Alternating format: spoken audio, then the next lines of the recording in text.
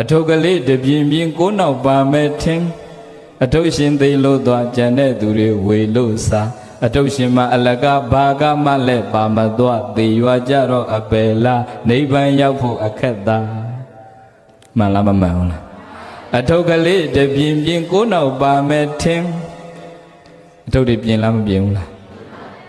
ဘုန်းကြီးတင်တဲ့တက္ကမတွေပို့ပြင်နေထင်တာနော်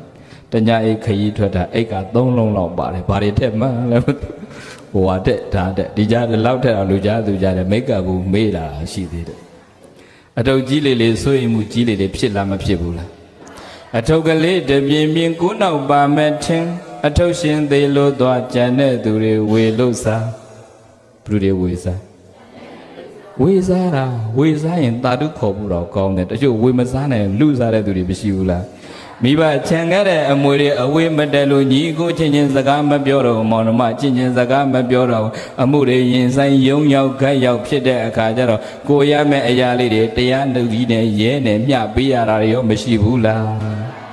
ပေးဖို့ကိုကပေးချင်တာကိုအဝေးမတက်တော့သူတို့ကပေးရ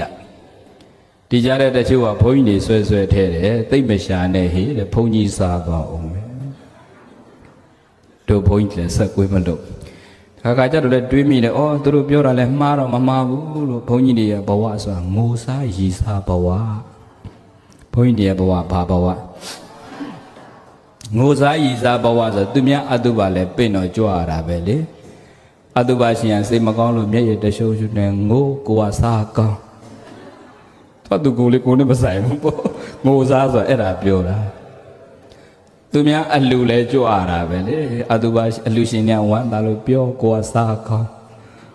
ငိုစားရေစားဘဝဆိုဘုန်းကြီးတွေရဲ့ဘဝပဲနော်ပြိဿရင်ဘုန်းကြီးလည်းမစားပါဘူးသေသွားရင်ကြံခဲ့တဲ့လူတွေကဝေစားတော့မှာပဲတခါကရစဉ်းစားကြည့်သေသွားရင်လို့ပစ္စလက်ခအလုတ်ခံရဆုံးကလူပဲပြိဿနော်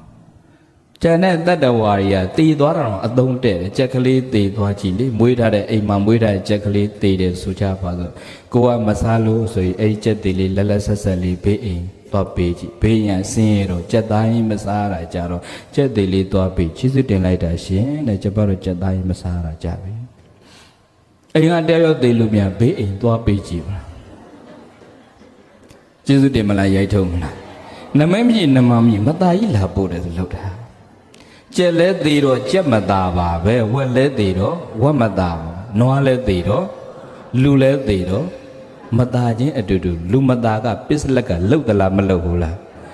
သေရင်ပစ္စလက်ကအလုတ်ခန်းဆုံးကလူပဲပြိဿရေ